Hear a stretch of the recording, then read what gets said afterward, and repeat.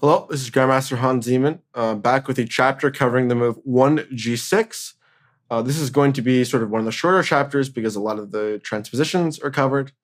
I'm just going to sort of introduce sort of all the different ways that we can avoid the transpositions in the usual G6 setup G6 setups that we've covered. So let's say D4, G6. We're going to play E4, Bishop G7, and in the position after, let's say, knight f6, knight c3, g6, e4, d6, we got this type of position, and we went for knight f3, bishop e2 castles. Quite a simple approach. Since our opponents are giving us the chance to play e4, after e4, bishop g7, I have chosen to go for the move knight f3, just again for the point of simplicity. And knight f3 really avoids a lot of the different lines and just keeps things extremely simple. For example, there's c6 here. This is a line that I've played quite a bit myself as black, actually. But now, after h3, this is sort of the best setup against this position. Usually, the point of c6 would, like, if you play knight c3, d5, e5, you have bishop g4. But, sorry, okay, that just glitched. Oh my. Again, I'm still unable to, handle technology. No, there's bishop to g4. But in this case, with this order, h3, e5, now we just have the great structure shutting down this bishop, and then no bishop g4, which is just the dream. So this knight f3 order is just great in that regard. And after d6, now when we play knight c3, we're not really giving our opponent much options, right, and avoiding our main repertoire. And it's literally the way that I've set up everything, it all transposes basically. For example, knight f6 is a direct transposition. Let's say they play a6, a4, then knight f6, then bishop e2 castles. Castles is another transposition. So here b6 is one of the only ways to avoid that transposition, where we would play h4 now, going right for the throat. And now h6 is sort of the only move because h5 just really gives this g5 square up. So this is sort of the most logical way, right, to react to h6 is to respond with g5. In this case, we play bishop to c4, e6. This is just the main line. And again, this is just such a subline of a subline that it's not like that important. So don't get too overwhelmed about it. But in this case, we're actually going to play d5. So the essential point is that we want to play h5 and provoke the move g5, but we want to time that at the right moment. So the point behind bishop c4, e6 and d5 is that we are trying to provoke the move e5. So when we play h5 and then provoke g5, we've created the two sort of pawns on dark squares, which is now leaving holes in the light squares. So at this point, we play the move knight to d2. And our positional threat is actually to play g4 and lock down the entire structure, stopping f5 immediately. Stopping f5? What? Stopping f5? What is the word? Oh my God. Okay, guys, try to read my mind right now. Stopping f5 forever? Stopping f5, undoubtedly. Stopping f5. Oh my God, I can't think of the word. Stopping, what's the word that you stop it? Stopping f5 indefinitely. Oh my God, I get it. Oh my God. It took so long to get that word. Stopping f5 indefinitely. So, the obvious is to play f5, and then we take, and bring the knight to e4. We've got a great outpost, and the next goal is to sort of trade off the light squared bishops, further cementing our opponent's weaknesses on the light squares. And then the bishop on g7 is also just totally stuck behind this chain.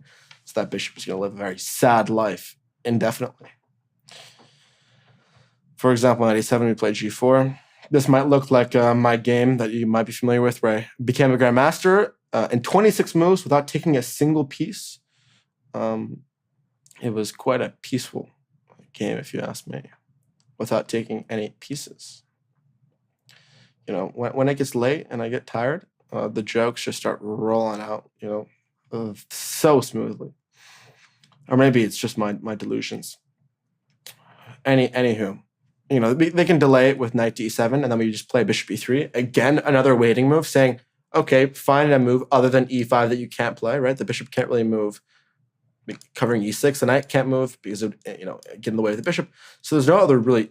We used to move than e5. Now we play knight h2 actually, because we actually provoked the knight to e7. If that can be understood, we actually want the knight to come to e7 because the knight on e7 in combination with f5 is just not good because the knight belongs on f6 to put pressure on e4. In this case, f5, f3. And after f4, bishop f2, the entire king side has been sort of dealt with. And now we're just going to slide over to the queen side where we've got a huge space on all of our pieces. And this is just sitting here like, what are these pieces doing, right? What are these pieces doing? So this is sort of, not that crucial of a detail, you could say. But that's how things can do. Well, like let's say c6, which is one idea. Then we're going to play h3 here in anticipation. So if d5, immediately you play e5.